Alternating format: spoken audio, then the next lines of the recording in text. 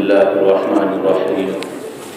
الحمد لله وكفى وسلام على عباده الذين اصطفى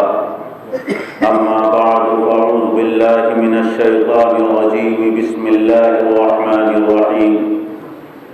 إن هذا القرآن يهدي للتي هي أقوم صدق الله العظيم سبحان ربك رب العزة عما يصفون وسلام على المرسلين والحمد لله رب العالمين اللهم صل على سيدنا ومولانا محمد وعلى آل سيدنا ومولانا محمد وبارك وسلم الہی تو ہمیں عامل قرآن کر دے، الہی تو ہمیں عامل قرآن کر دے، پھر نئے سرے سے مسلمان کو مسلمان کر دے۔ وہ پیغمبر جسے سرتاج رسول کہتے ہیں، وہ پیغمبر جسے سرتاج رسول کہتے ہیں، اس کی امت کو ذرا تابع قرآن کر دے۔ محترم حضرات، حاضرین اجلاس، اللہ تبارک و تعالی نے تمام انسانیت کے لیے اور تمام انسانیت کی رہبری اور ہدایت کے لیے قرآن مقدس کو نازل فرمایا، جو ہمارے لیے دستور حیات ہے، جس کے اندر ہمارے لیے نظام حیات بیان کیا گیا، بلکہ عالم ازل سے لے کر عالم آخرت تک اور اس دنیا کے اندر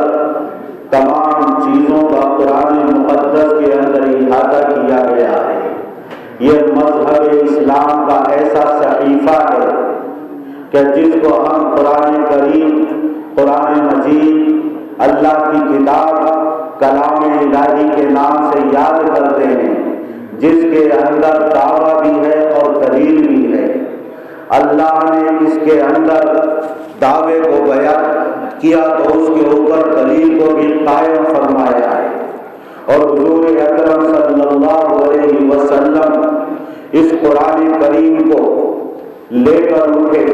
اور اس کے ذریعے عرب کے اندر عرب کی قوموں کو اسلام کی، اللہ کی وحدانیت کی طرف اور اپنی رسالت کی طرف دعوت پیش کی، جس کے اندر انسان کے ابتدائی حالات کو، اس کی اول آفرینش اور اس کے تخلیقی ابتدائی مراحل کو اور مقصد تخلیق کو اور بعث بعد الموت اور عقیدہ آخرت کو دلیل اور دعوے کے ساتھ کھول کھول کر بیان کیا۔ حضور اکرم صلی اللہ علیہ وسلم کے ہاتھ میں قرآن کریم ایسی تلوار تھی کہ جس کی کاٹ میں کبھی خطا نہیں کی۔ آپ نے قرآن کریم سنایا اور اس کا دلوں کے اوپر ایسا اثر ہوا کہ جس نے سنا وہ بے خود ہو گیا، جس نے سنا وہ مست ہو گیا، اپنے آپے میں نہ رہا، حضور اکرم صلی اللہ علیہ وسلم کے دامن رسالت سے ہمیشہ کے لیے وابستہ ہو گیا۔ مگر وہ جن کے بارے میں فرما دیا سواء علیہم اانذرتہم ام لم تنذرہم لا یؤمنون، جن کی شقاوت، جن کی بدبختی اور بدبختی پر اللہ تبارک و تعالی نے ازلی مہر لگا دی، وہ قرآن کریم سے متاثر نہ ہو سکے۔ صحابہ کرام نے قرآن کریم کو اپنے سینوں سے لگایا اور قرآن کریم کو لے کر اٹھے اور جہاں پہنچے قرآن کریم کے ذریعے دعوت پیش کی۔ میرے آقا جب مجلسوں میں جاتے،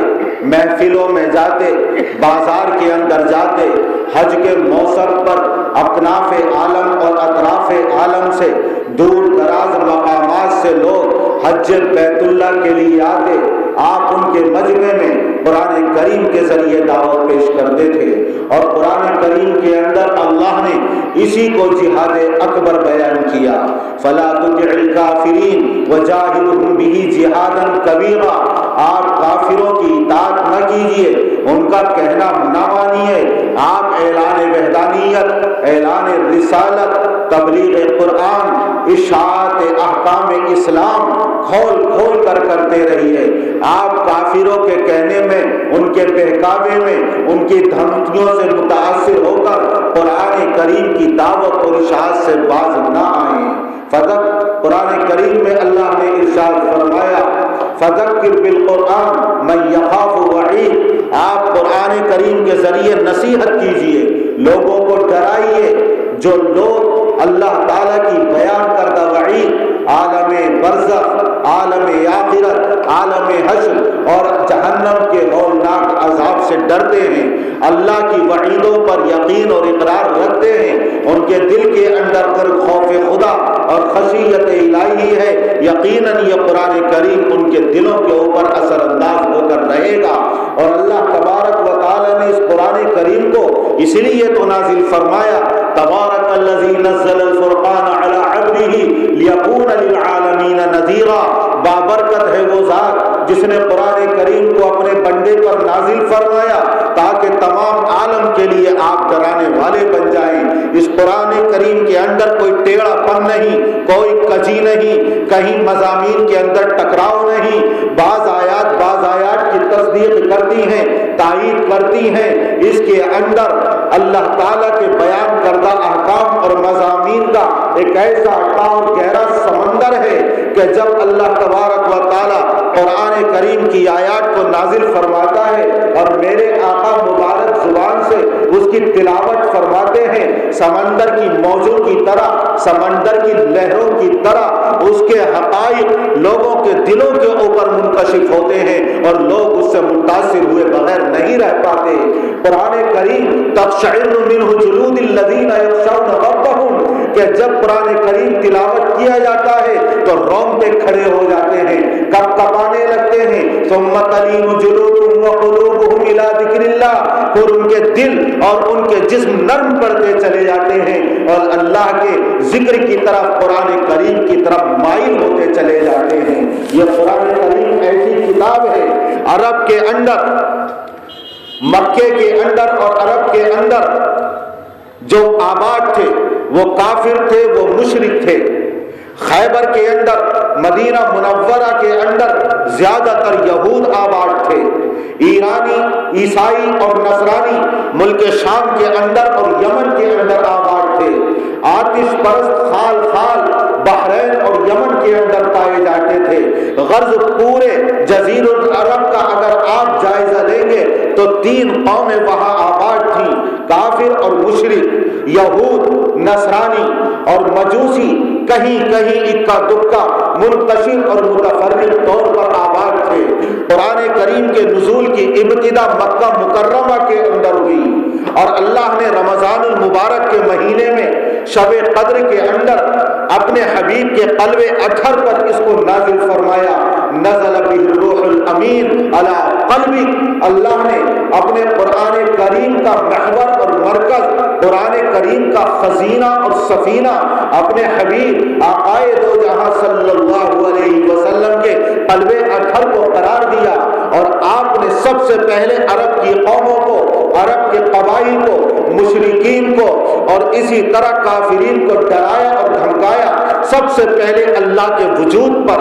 اللہ کی ہستی پر، اللہ کے ہونے پر دلائل کو بیان کیا گیا کہ دیکھو، چونکہ وقت نہیں ہے، مختصر طور پر جستا جستا عقائد سے لے کر اعمال تک، اور اگر وقت نے ساتھ دیا تو عالم آخرت تک چند آیات کے پیش نظر آپ حضرات کے سامنے کچھ گزارشات عرض کروں گا۔ اللہ تبارک و تعالی نے قرآن کریم کے اندر بیان فرمایا، فَأَقِمْ وَجْهَكَ لِلدِّينِ حَنِيفًا فِطْرَةَ اللَّهِ الَّتِي فَطَرَ النَّاسَ عَلَيْهَا لَا تَبْدِيلَ لِخَلْقِ اللَّهِ ذَلِكَ الدِّينُ الْقَيِّمُ۔ ہر انسان کی فطرت، ہر انسان کی سرشت اور اس کے خمیر کے اندر اللہ کی وحدانیت اور اللہ کے وجود کا خمیر ملا دیا گیا ہے، چاہے وہ اپنی زبان سے اس کا اقرار نہ کرے، اعتراف نہ کرے۔ جب اللہ نے اس دنیا کو بنایا نہیں تھا، عالم ازل کے اندر تمام ذریت آدم کو حضرت آدم کی پشت سے نکال کر میدان عرفات کی وادی نعمان کے اندر اپنی ربوبیت کا، اپنی الوہیت کا، اپنے معبود اور مسجود ہونے کا اعتراف اور اقرار کروایا اور فرمایا، وَإِذْ أَخَذَ رَبُّكَ مِنْ بَنِي آدَمَ مِنْ ظُهُورِهِمْ ذُرِّيَّتَهُمْ وَأَشْهَدَهُمْ عَلَىٰ أَنفُسِهِمْ أَلَسْتُ بِرَبِّكُمْ قَالُوا بَلَىٰ شَهِدْنَا أَن تَقُولُوا يَوْمَ الْقِيَامَةِ اللہ تعالیٰ نے تمام ذریت آدم کو نکال کر اللہ نے آمنے سامنے گفتگو فرمائی اور اقرار کیا اور اللہ نے عہد لیا کیا میں تمہارا پروردگار نہیں ہوں؟ سب نے کہا یقیناً آپ ہمارے پروردگار ہیں۔ اللہ نے مضبوطی کے ساتھ مستحکم طریقے پر یہ عہد و پیمان لیا کہ دنیا کے اندر جب تم اپنے ماں باپ کے اختلاط سے اور اپنے ماں باپ کے میل ملاپ سے اور اسباب کے نتیجے میں دنیا کے اندر پیدا کیے جاؤ گے، الم یکن نطفۃ من منی یمنی ثم کان علقۃ فخلق فسوى فجعل منه الزوجین الذکر والانثى، کہ اللہ تبارک و تعالی نے مادر رحم کے اندر نطفے کی شکل میں ٹپکایا، پھر اس کو جمع ہوا خون اور گوشت کا لوتھڑا بنایا، پھر اللہ تعالیٰ نے اس کو انسانی جسم عطا فرمایا۔ جب یہ تمہارے اوپر مراحل اور منازل آئیں گے اور اس مقام سے تم گزرو گے تو عالم ازل اور دنیا میں وجود میں آنے کے درمیان ایک عرصہ دراز بیت چکا ہوگا، لمبا زمانہ گزر چکا ہوگا، بچپن کی باتیں جوانی میں، بچپن کے واقعات بڑھاپے میں یاد نہیں رہتے ہیں۔ ایک عرصہ دراز گزرنے کے بعد میری ربوبیت کو کیسے یاد رکھو گے؟ اس لیے بھول مت جانا، میں اپنے انبیاء کرام بھیجتا رہوں گا اور وہ تمہیں میری ربوبیت کا کیا ہوا عہد و پیمان دنیا کے اندر یاد دلاتے رہیں گے، میری ربوبیت کا عہد و پیمان کی تذکیر کراتے رہیں گے۔ اس لیے پکا اور پختہ اقرار کر لو۔ تمام انسانوں نے عالم ازل کے اندر اقرار کیا اور اس دنیا کے اندر آئے،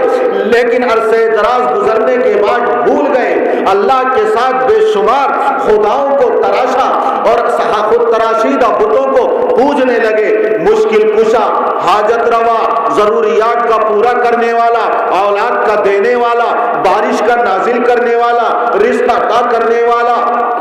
مقامات اور منزلوں پر پناہ دینے والا، یہ تمام کے تمام اختیارات انہوں نے خود ساختہ معبودوں کے درمیان تقسیم کر دیے کہ یہ فلاں کا معبود ہے، فلاں ضرورت پوری کرنے والا یہ ہے، اولاد کا دینے والا یہ، لڑکوں کا دینے والا یہ، لڑکیوں کا دینے والا یہ، رزق کا عطا کرنے والا یہ۔ غرض یہ کہ اللہ تبارک و تعالیٰ نے سب سے پہلے قرآن کریم کے اندر اپنے ہونے کے دلائل کو بیان کیا ہے اور اس طرح بیان کیا کہ وہ قرآن کریم کی آیات جن کے اندر دعویٰ اور دلیل ہے، جب کفار عرب اور مشرکین عرب کے سامنے تلاوت کی جاتی ہے تو اس تلوار نے ایسا وار کیا کہ انہوں نے اس کے سامنے اپنے سر کو خم کر دیا اور ہمیشہ کے لیے حضور اکرم صلی اللہ علیہ وسلم کا شکار ہو کر رہ گئے۔ اللہ تعالیٰ نے قرآن کریم کے اندر فرمایا ام خلقوا من غیر شیء ام هم الخالقون ام خلقوا السماوات والارض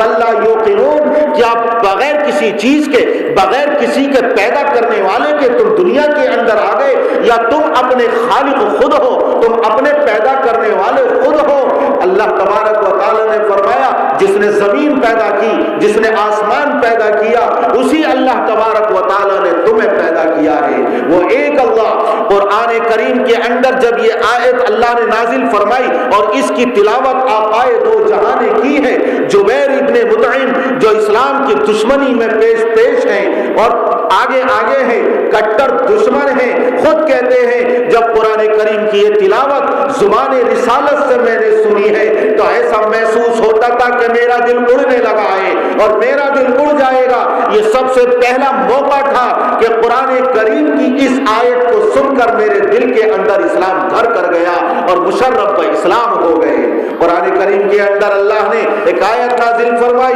ان اللہ یأمر بالعدل والاحسان وایتاء ذی القربى وینہی عن الفحشاء والمنکر والبغی یعظکم لعلکم تذکرون۔ ولید بن مغیرہ نے جب اس آیت کو سنا تھا اپنی محفل اور مجلس میں صنادید قریش اور سرداران مکہ سے آ کر کہا یہ انسان کا کلام نہیں، انسان کے علاوہ کسی اور ذات کا کلام ہے۔ لیکن جب اسی آیت کریمہ کو عثمان ابن مظعون رضی اللہ تعالی عنہ سنتے ہیں تو اس سے متاثر ہوئے بغیر نہ رہ سکے اور حضور اکرم صلی اللہ علیہ وسلم پر ایمان لے آئے۔ وہ طائف کہ جہاں آپ ہدایت کا پیغام لے کر گئے تھے، جن کے لیے آپ کے ہاتھ اللہ کی بارگاہ میں ہدایت کے لیے اٹھے تھے، جن کے لیے آپ رحمت بن کر گئے تھے، لیکن انہوں نے پتھر برسائے، انہوں نے لہو لہان کر دیا، انہوں نے آپ کی مبارک زبان سے ہدایت کا جواب گستاخیوں سے، دشنام ترازیوں سے دیا۔ لیکن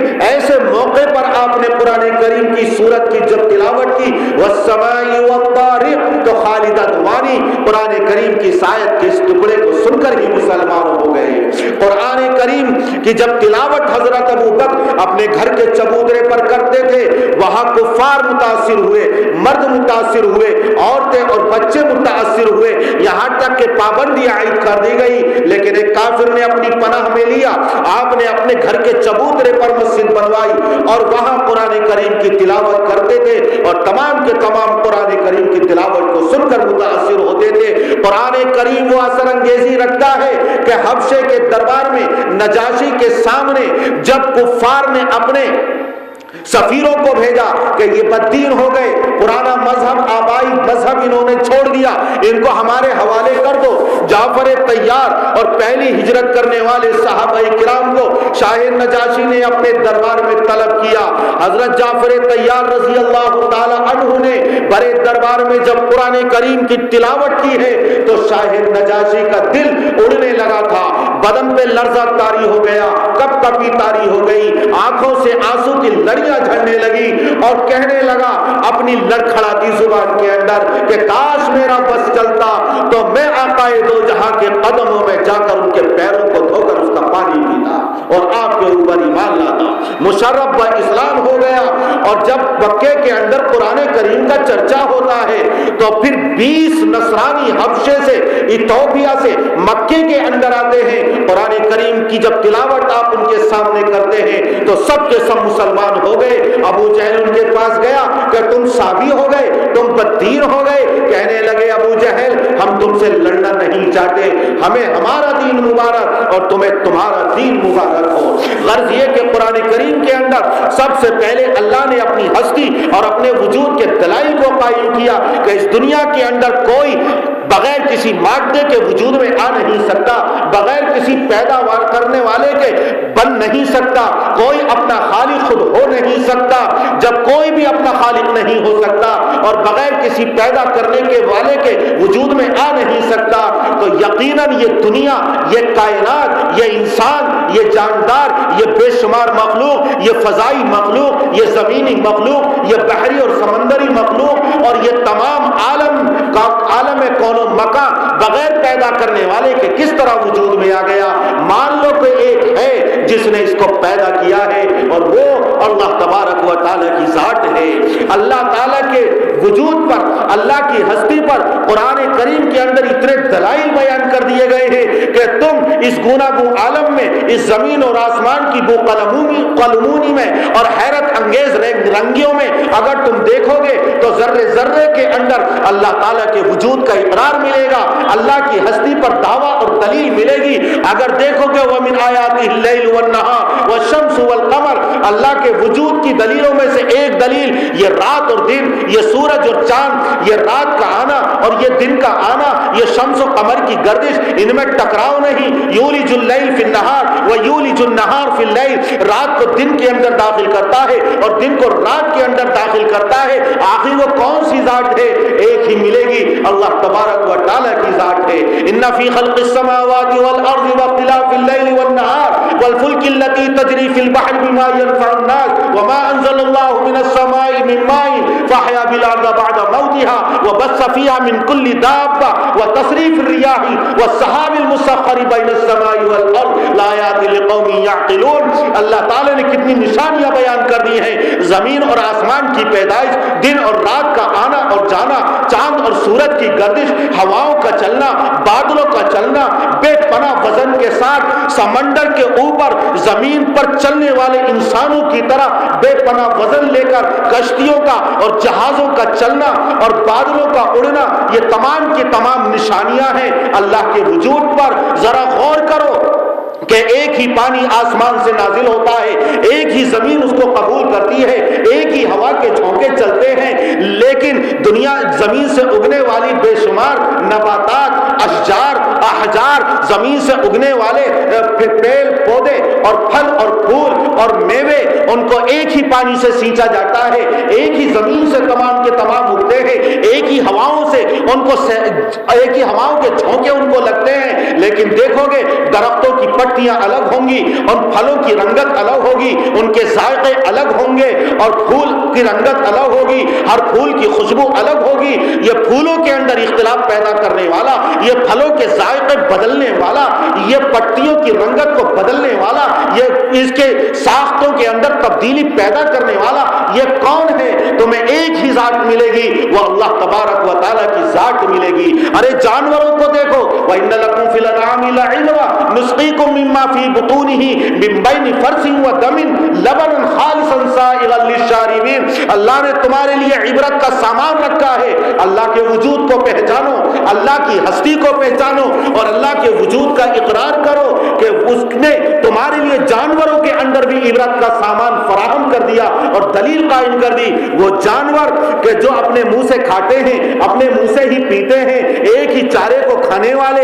ایک ہی طرح کا پانی پینے والے، لیکن اس چارے سے اور پانی سے اللہ تبارک و تعالی خون بھی پیدا کرتا ہے، پیشاب بھی پیدا کرتا ہے۔ اس کے گوبر اور اس کے پیشاب، ان ناپاکی اور نجاستوں کے درمیان سے اللہ تعالیٰ میٹھے دودھ کی دھاریں نکالتا ہے اور تم کو سیراب کرتا ہے۔ اس کے پیٹ سے پیشاب اور لید اور گوبر کے درمیان سے دودھ کی میٹھی دھاریں نکالنے والا اور میٹھا دودھ پلانے والا کون سی ذات ہے؟ ایک ہی ذات ملے گی کہ کائنات کے اندر کوئی ایسی حیرت انگیز چیزیں پیدا کر سکتا ہے، اللہ کے علاوہ کسی کی ذات نہیں۔ اللہ تبارک و تعالیٰ نے ایسے دلائل قائم کیے ہیں اپنے وجود پر، ایسی اللہ تعالیٰ نے دلیلیں پیش کی ہیں اپنی ہستی کے اوپر۔ اب اس دلائل کے باوجود کہ اللہ تبارک و تعالیٰ کے ساتھ کوئی اب کسی کو شریک قرار دے گا؟ جب جتنے انبیاء کرام علیہ السلام آئے، اس لیے ایک اللہ کی طرف دعوت دیتے تھے، وَمَا أَرْسَلْنَا مِن رَّسُولٍ إِلَّا نُوحِي إِلَيْهِ أَنَّهُ لَا إِلَٰهَ إِلَّا أَنَا فَاعْبُدُونِ۔ ہم نے جتنے انبیاء کرام، جتنے رسول بھیجے ہیں، سب کے سب یہی ان کی طرف وحی نازل کی تھی کہ ایک اللہ کی عبادت کرو، اس کے علاوہ کسی کی عبادت مت کرو۔ وَاسْأَلْ مَنْ أَرْسَلْنَا مِن قَبْلِكَ، ذرا آپ پوچھیں ان رسولوں سے جو ہم نے آپ سے پہلے بھیجے تھے، اجعلنا من دون الرحمن آلہۃ یعبدون، ذرا پوچھو کیا اللہ نے اللہ کے علاوہ اور معبود بھی بنائے ہیں کہ جس کی عبادت کی جائے؟ نہیں، اننی انا اللہ لا الہ الا انا فاعبدون، میں ہی اللہ ہوں، میری ہی عبادت کرو، اس کے علاوہ کسی کی عبادت مت کرو۔ قل قل اللہ تعالیٰ قرآن کریم کے اندر فرماتا ہے، قل غیر اللہ ابغی ربا وهو رب کل شیء، کیا اللہ کے علاوہ کسی اور کو اپنا پروردگار مان لوں اور رب تسلیم کر لوں؟ اللہ تبارک و تعالیٰ کی ذات وہ ہے۔ اللہ تعالیٰ نے جگہ جگہ قرآن کریم کے اندر اپنی وحدانیت کو، اپنی الوہیت کو بیان کیا۔ اللہ کی شان کیا ہے؟ لا الہ الا هو الحی القیوم لا تأخذه سنة ولا نوم، وہ اللہ ہے، وہ اللہ، اس کے علاوہ کوئی معبود نہیں ہے، قائم رہنے والا، قائم رکھنے والا، ہمیشہ زندہ، کبھی اس کے اوپر موت طاری نہیں ہوگی، کبھی نیند نہیں آتی ہے، کبھی نیند نہیں آتی ہے۔ ان قرآن کریم کی آیات کی روشنی میں اب ذرا دیکھیں ان معبودان باطلہ کو جنہوں نے اللہ کے علاوہ معبودان باطلہ کو اپنا معبود، اپنا مسجود تسلیم کر لیا۔ وہ عیسیٰ علیہ السلام جو اللہ کی وحدانیت کی طرف دعوت دینے کے لیے بھیجے گئے تھے، عقیدہ یہود کے مطابق سولی پر چڑھا دیا گیا۔ جو سولی پر چڑھ گیا یعنی حضرت عیسیٰ ان کے عقیدے کے مطابق، اور ان کو پھر اتارا گیا، اپنے آپ کو بچا نہ سکے، پھر ان کو زمین کے اندر تابوت میں بند کر کے دفن کر دیا گیا۔ جو سولی سے اپنے آپ کو بچا نہ سکا، جو موت کی ہمیشہ کے لیے نیند سو گیا، جس کو قبر کے اندر دفن کر دیا گیا، وہ معبود ہونے کی صلاحیت نہیں رکھتا ہے۔ شیعوں کے عقیدے کے مطابق تمام خدائی اختیارات ائمہ کے سپرد کر دیے گئے، اپنی موت اور زیست کے وہ مالک ہیں، پوری کائنات کا نظام وہ چلاتے ہیں، عالم الغیب وہ ہیں، لیکن قرآن کریم کی آیات کی روشنی میں قرآن کریم یہ اعلان کرتا ہے کہ وہ حضرت حسین رضی اللہ عنہ جن کو کربلا کے میدان میں تشنا پیاسا اور بھوکا شہید کر دیا گیا، جن کی لاشیں کی بے حرمتی کی گئی ہے، جن کے سر کو ان کے بدن سے جدا کر دیا گیا ہے، جو اپنے اہل و عیال کو بھی نہ بچا سکے، جو اپنی حفاظت خود نہ کر سکے، جو پیاس اور بھوک کے عالم میں جامع شہادت نوش کرتے ہیں، یقیناً وہ حضرت حسین رضی اللہ تعالیٰ عنہ خدا کے مقام پر فائز کرنے کے لائق نہیں ہو سکتے ہیں۔ یہاں تک کہ آقا دو جہاں صلی اللہ علیہ وسلم، اللہ نے جن کو سب سے اونچا مقام عطا فرمایا ہے، اللہ کے بعد سب سے اونچا مقام، اتنا اونچا مقام کسی کو عطا نہیں کیا گیا، لیکن آپ بیمار ہوئے، آپ مرض الوفات کے اندر مبتلا ہوئے اور آپ کو پھر دفنایا گیا، قبر کے اندر روضہ اقدس کے اندر آپ کو دفن کر دیا گیا اور آپ اب باقاعدہ حیات روضہ اقدس کے اندر موجود ہیں، لیکن آپ بیمار ہوئے، مرض الوفات سے دوچار ہوئے، موت کی سختیاں آپ کے اوپر طاری ہوئی، دندان مبارک شہید ہوا، پیشانی سے خون کا فوارہ پھوٹا ہے، آپ کے رخسار مبارک کے اندر خوف کی کڑیاں گھسی ہیں، آپ کے اوپر حالات پیش آئے ہیں غمی کے بھی اور خوشی کے بھی۔ یقیناً حضور اکرم صلی اللہ علیہ وسلم اللہ کے بعد کائنات میں سب سے اونچا مقام رکھتے ہیں، لیکن میرے آقا بھی معبود بنانے کے لائق ہرگز نہیں ہو سکتے ہیں۔ جب اتنی اونچی ہستی،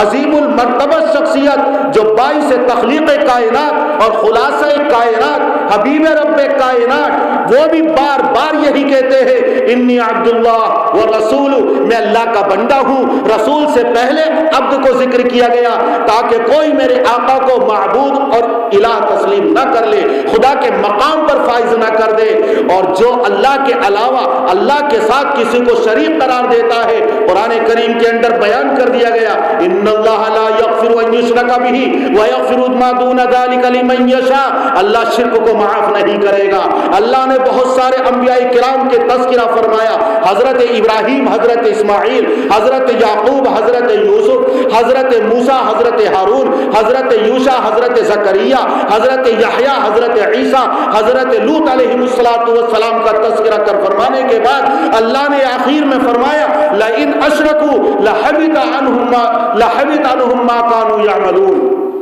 لئن اشرکوا لحبط عنہم ما كانوا يعملون، بالفرض والمحال اگر ان سے بھی شرک کا صدور ہو گیا،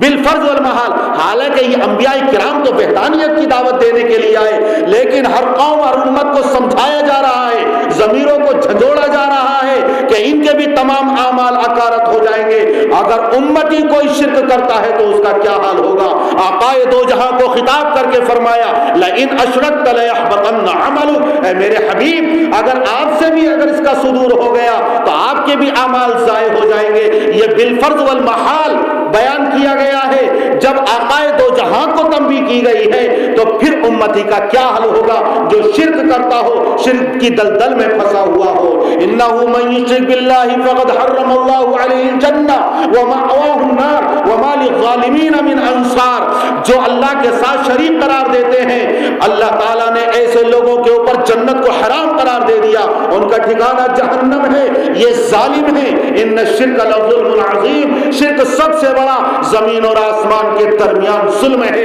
اس سے بڑا کوئی گناہ نہیں ہے۔ وما للظالمین من انصار، اور جو شرک کرتا ہے ظالم ہے۔ میدان محشر کے اندر ایسے ظالموں کا کوئی مددگار نہ ہوگا جو اس دنیا کے اندر حضرت عیسیٰ کی پرستش اور پوجا کرتے ہیں کہ یہ بچا لیں گے، جو اس دنیا کے اندر حضرت حسین کو خدا کے مقام پر فائز کرتے ہیں کہ ہماری سفارش کر دیں گے، جو اس دنیا کے اندر بڑے بڑے دیوی اور دیوتاؤں کو اللہ کے یہاں اپنا سفارشی سمجھتے ہیں اور یہ کہتے ہیں ما نعبدهم الا ليقربونا الى الله زلفا، ہم تو اس لیے عبادت کرتے ہیں تاکہ اللہ کے یہاں قریب ہو جائے، اللہ کے مقرب بن جائے، جو یہ سمجھتے ہیں کہ ہماری باتیں یہ پہنچائیں گے تو پہنچیں گی، ہمارے نظر و نیاز یہ پہنچائیں گے تو قبول ہوں گے، جو یہ سمجھتے ہیں ہماری حاجت یہ اللہ کے یہاں پیش کریں گے تو اللہ پوری کرے گا، یہ خام خیالی ہے، یہ شرک ہے۔ شرک کی دلدل سے نکلو۔ قرآن کریم تو یہ کہتا ہے نحن اقرب الیہ من حبل الورید، ہم انسان کی شہرت سے بھی زیادہ قریب ہے۔ ادعونی استجب لکم، اللہ پکارتا ہے مجھے پکارو میں تمہاری سنوں گا۔ امن یجیب المضطر اذا دعا، کون ہے مصیبت زدہ جو اللہ کو پکارے اور اللہ اس کی پکار کو سنے اور اس کی مصیبتوں کو دفع کرے۔ جب اللہ تعالیٰ ہر جگہ سنتا ہے، ہر ایک کی سنتا ہے، بادشاہ کی بھی سنتا ہے، فقیر کی بھی سنتا ہے، شہری کی بھی سنتا ہے اور دیہاتی کی بھی سنتا ہے، وہ اللہ جو ساتوں زمین کے نیچے بھی سنتا ہے، ساتوں آسمان کے اوپر بھی سنتا ہے، وہ چھوٹی سے چھوٹی مخلوق اور بڑی سے بڑی مخلوق کی بھی سنتا ہے، وہ سمندر کی گہرائیوں میں بھی سنتا ہے، ایک عالم کی سنتا ہے، ایک جاہل کی بھی سنتا ہے۔ اللہ تعالیٰ سب کو پکار کر کہتا ہے ادعونی استجب لکم، مجھے ہی پکارو میں تمہاری سنوں گا۔ میرے علاوہ اگر کسی کو تم نے پکارا، مشکل کشا حاجت روا تسلیم کیا، میرے علاوہ ضروریات کو پورا کرنے والا، اولاد کا دینے والا، بارش کا نازل کرنے والا اگر مانا تو قرآن کریم کھول کر دیکھو اور پڑھو، یہب لمن یشاء اناثا ویہب لمن یشاء الذکور، اللہ جس کو چاہتا ہے لڑکے دیتا ہے، جس کو چاہتا ہے لڑکیاں دیتا ہے، جس عورت کو چاہتا ہے بانجھ بنا دیتا ہے۔ یہ ہمارے خود تراشیدہ منو مٹی کے نیچے مدفون، چاہے اولیاء کرام ہوں یا عام انسان یا کوئی بھی ہو، یہ تمہیں اولاد نہیں دے سکتے، تمہاری مصیبتیں دور نہیں کر سکتے، تمہاری پریشانیاں دفع نہیں کر سکتے، بیمار ہو جائیں تو شفا نہیں دے سکتے، کوئی مصیبت آ جائے تو اس کو دور نہیں کر سکتے۔ ادعونی استجب لکم، تو مجھے پکارو میں تمہاری دعاؤں کو سنوں گا، تمہاری مصیبتوں کو دور کروں گا۔ اللہ تبارک و تعالیٰ قرآن کریم کے اندر پکارتا ہے وَمَا لِلظَّالِمِينَ مِنْ أَنصَارٍ، تم دنیا کے اندر جن کے سامنے اپنے جبین نیاز کے تقدس کو خم کرتے ہو اور تم جن کے سامنے اپنے پیشانیوں کو رگڑتے ہو، جن کے سامنے تم سجدہ ریز ہوتے ہو، ایسے ظالموں کا کوئی مددگار نہ ہوگا۔ یہ سمجھ لو گے کہ حضرت علی بچا لیں گے، پیران پیر محبوب سبحانی عبد القادر جیلانی رحمت اللہ علیہ شرک مشرک ہونے کے باوجود سفارش کر لیں گے۔ حضرت حسین، تم نے خدا کی خدائی میں دوسروں کو اختیار دے دیا اور یہ سمجھ لو کہ حضرت حسین بچا لیں گے۔ تم سمجھتے ہو اولیاء کرام اور بزرگان دین مشرکوں کی اور کافروں کی، ملحدوں کی اور منکروں کی، اللہ کے باغیوں کی اور نافرمانوں کی سفارش کر لیں گے؟ ہرگز نہیں۔ وَمَا لِلظَّالِمِينَ مِنْ أَنصَارٍ، اللہ کے ایسے ظالموں کا اللہ کے یہاں کوئی مددگار نہیں ہوگا، کوئی مددگار نہیں ہوگا۔ اس لیے اپنے عقیدے کو درست کر لو، ایک اللہ کو پکارو۔ وسیلہ مانگ سکتے ہو لیکن وسیلے کا مطلب یہ نہیں ہوتا کہ براہ راست ان سے مانگے۔ وسیلے کا مطلب احادیث شریفہ میں بیان کر دیا گیا ہے کہ اللہ ان بزرگوں کے طفیل ہماری دعاؤں کو قبول فرما، اللہ اپنے حبیب کے طفیل ہماری دعاؤں کو قبول فرما۔ اللہ سے مانگا جا رہا ہے لیکن ان کے صدقے میں، ان کے طفیل میں، اس میں کوئی حرج نہیں ہے۔ اللہ تعالیٰ اس طرح دعائیں قبول کرتا ہے لیکن براہ راست اگر مانگے جائے گا تو اللہ سے ہی مانگا جائے گا۔ لیکن اگر کوئی سمجھے کہ ہم اس لیے جاتے ہیں غیروں کے پاس، اس لیے جاتے ہیں ہم اللہ کے علاوہ دوسروں کو مشکل کشا حاجت روا سمجھتے ہوئے کہ ہم اللہ ہی کو پکاریں گے، لیکن ان کے واسطے سے ان کے پاس جانا اس بات کی دلیل ہے کہ تم نے اللہ کو ضروریات کا پورا کرنے والا نہیں مانا، ورنہ اللہ تعالیٰ تو گھر کے کونے میں بھی سنتا ہے، مسجد کے اندر بھی سنتا ہے، اللہ تعالیٰ مکے اور مدینے کے اندر بھی سنتا ہے اور تمہارے گھر کے اندر رہتے بھی سنتا ہے۔ اگر واقعی اللہ کی وحدانیت، اللہ کی ربوبیت، اللہ کے معبود اور مسجود اور اللہ کے مختار کل اور اللہ کے مشکل کشا اور حاجت روا ہونے پر یقین کامل تھا تو پھر دوسروں کے پاس جانے کی ہرگز ضرورت نہیں تھی۔ تیرا حال یہ بتا رہا ہے کہ تو نے اللہ کے ساتھ ان غیروں کو شریک قرار دے رکھا ہے۔ وَمَا لِلظَّالِمِينَ مِنْ أَنصَارٍ، ایسے ظالموں کا کوئی مددگار نہیں ہوگا۔ آخر تیرے دل و دماغ کی کھڑکیاں کیوں نہیں کھلتی؟ تیرے بصیرت سے، تیرے دل سے پردے کیوں نہیں ہٹتے اور تیری آنکھوں پر پڑے ہوئے غلاف دور کیوں نہیں ہوتے؟ روزانہ 5 مرتبہ اللہ کی بارگاہ میں کہتا ہے إِيَّاكَ نَعْبُدُ وَإِيَّاكَ نَسْتَعِينُ، إِيَّاكَ نَعْبُدُ وَإِيَّاكَ نَسْتَعِينُ۔ نماز کی ہر رکعت کے اندر، فرض کی ہر رکعت کے اندر، سنت کی ہر رکعت کے اندر، نفل کی ہر رکعت کے اندر بار بار اللہ کی بارگاہ میں عرض کرتا ہے إِيَّاكَ نَسْتَعِينُ، ہم تجھی سے مدد طلب کرتے ہیں، تو ہی ہماری مدد کرنے والا ہے، پھر بھی تو غیر کے پاس جاتا ہے۔ اللہ تعالیٰ فرماتا ہے واللہ المستعان، اللہ تعالیٰ ہی مدد کرنے والا ہے، مدد اسی سے کی جائے گی۔ وَرَبُّنَا الرَّحْمَنُ الْمُسْتَعَانُ، ہمارا پروردگار پروردگار وہ ہے جو مدد حاصل کرنے کے زیادہ مستحق ہے، اسی سے مدد حاصل کی جائے، اس کے علاوہ کسی سے نہ پکارا جائے، نہ کسی سے اپنی ضروریات مانگی جائے، سب کچھ کرنے والا وہی ہے۔ اللہ تبارک و تعالی نے قرآن کریم کے اندر اصلاح معاشرہ بہترین طریقے سے بیان کیا۔ اللہ تعالی نے قرآن کریم کے اندر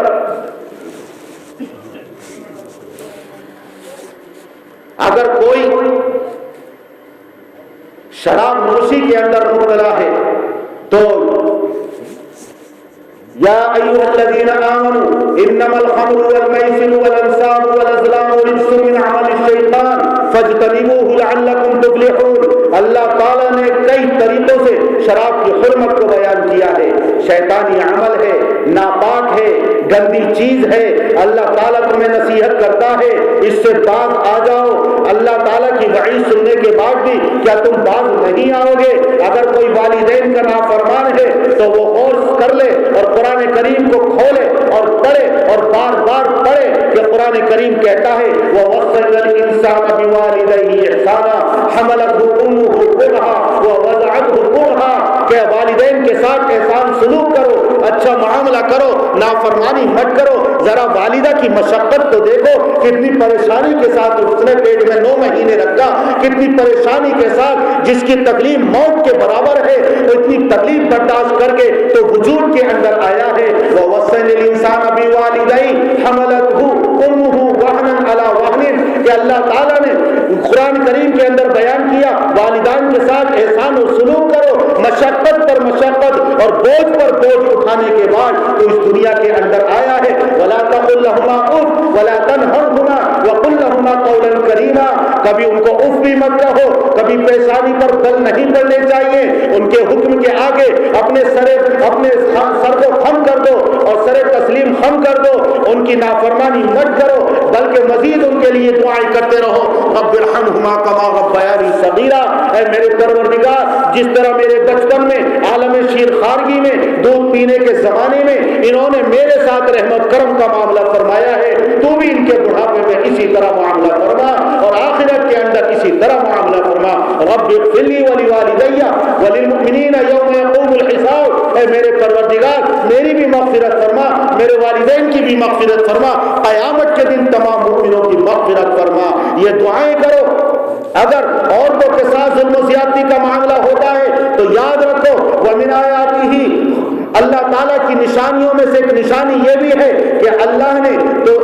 تم ہی سے تمہارا جوڑا پیدا کیا ہے، اس لیے لِتَسْكُنُوا إِلَيْهَا، تاکہ تم سکون حاصل کرو، وَجَعَلَ بَيْنَكُمْ مَوَدَّةً وَرَحْمَةً، اور اللہ نے تمہارے درمیان محبت اور مودت کو پیدا فرمایا، ایسی محبت پیدا فرمائی جو میاں بیوی کے درمیان رکھی ہے اللہ نے، کسی کے درمیان ایسی محبت نہیں ہو سکتی ہے۔ لہذا عورتوں کے اوپر ظلم و زیادتی سے رک جاؤ، وَلَهُنَّ مِثْلُ الَّذِي عَلَيْهِنَّ بِالْمَعْرُوفِ، جس طرح اللہ نے عورتوں کے اوپر مردوں کے حقوق عائد کیے ہیں، اسی طرح اللہ نے عورتوں کے لیے مردوں کے اوپر ان کے حقوق بھی عائد کیے ہیں۔ ان کی ضروریات کو پورا کرو۔ تم نکاح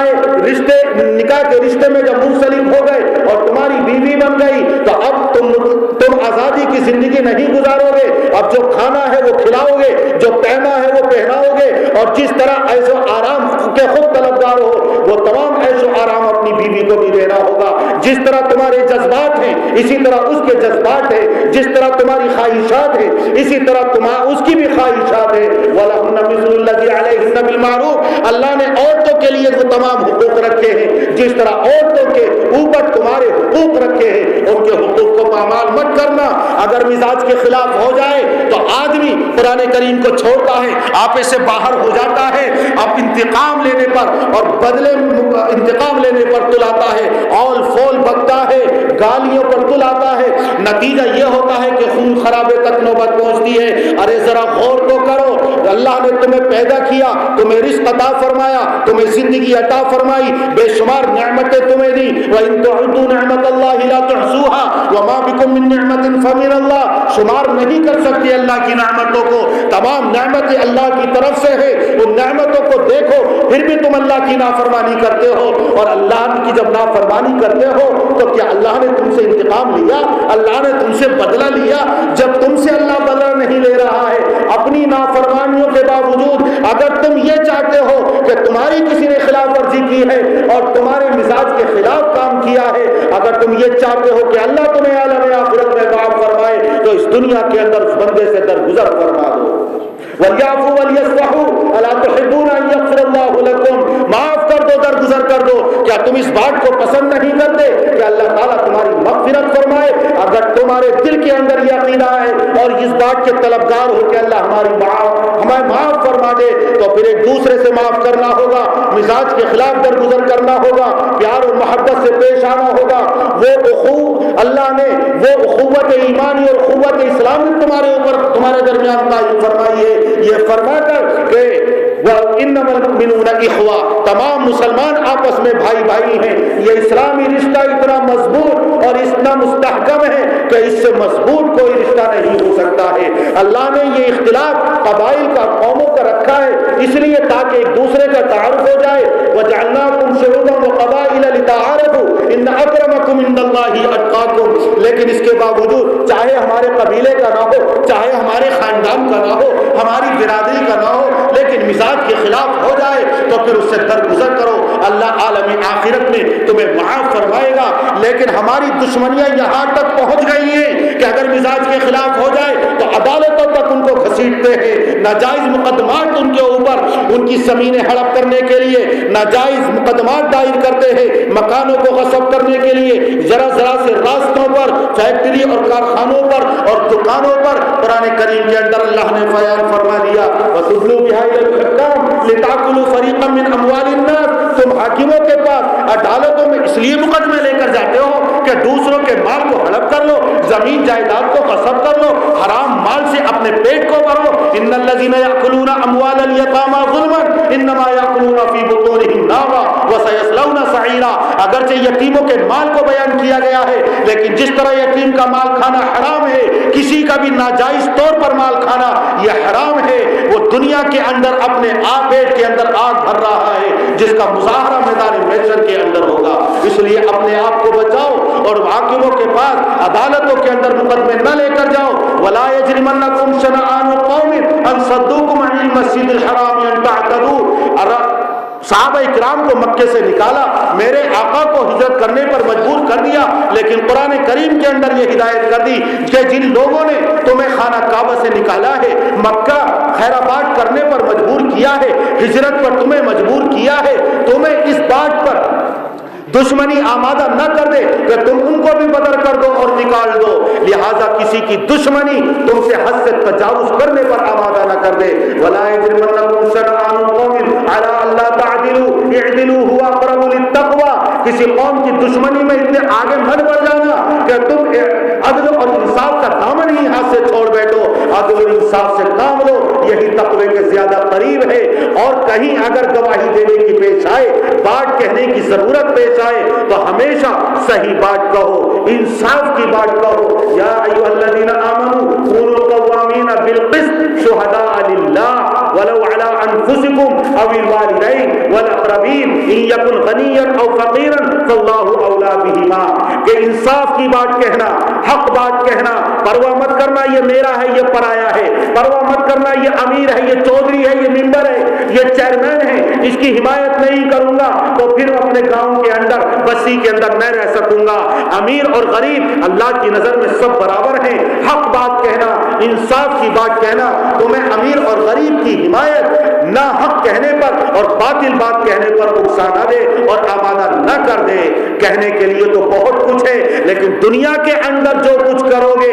आखिरत के अंदर वो सब कुछ देखोगे। फमन यअमल मिस्काल ज़र्रतिन खैरन यरा वमन यअमल मिस्काल ज़र्रतिन शर्रन यरा। नेकी भी देखोगे और बुराई भी देखोगे, और मीज़ान अदल को तो कायम किया जाएगा। व नज़अुल मवाज़ीन अल-क़िस्त लियौमिल क़ियामा, मीज़ान अदल को हम कायम कर देंगे, नेकी और बदियां तमाम तोड़ी जाएंगी। फअम्मा मन सक़ुलत मवाज़ीनुहु फ़हुवा फ़ी ईशतिन राज़िया व अम्मा मन ख़फ़्फ़त मवाज़ीनुहु फ़उम्मुहु हाविया। नेकियों का पल्ला झुक गया तो जन्नत के अंदर, बदियों का पल्ला झुक गया तो भड़कती हुई आग उसका इंतजार कर रही है, उसके अंदर वो दाखिल किया जाएगा। अल्लाह ने कुरान करीम के अंदर फरमाया इन कान मिस्काल हब्बतिन मिन खरदलिन अतैना बिहा व कफा बिना हासिबीन, कि अगर राई के दाने के बराबर भी कोई, जर्रे के बराबर भी कोई अमल किया होगा तो हम उसको भी हाजिर कर देंगे और मैदान महशर में देखेगा। वकुल अमलू फसयल्लाहु अमलकुम व रसूलुहु वल मुमिनून व सतुरद्दूना इला आलिमिल गैबि वश शहादा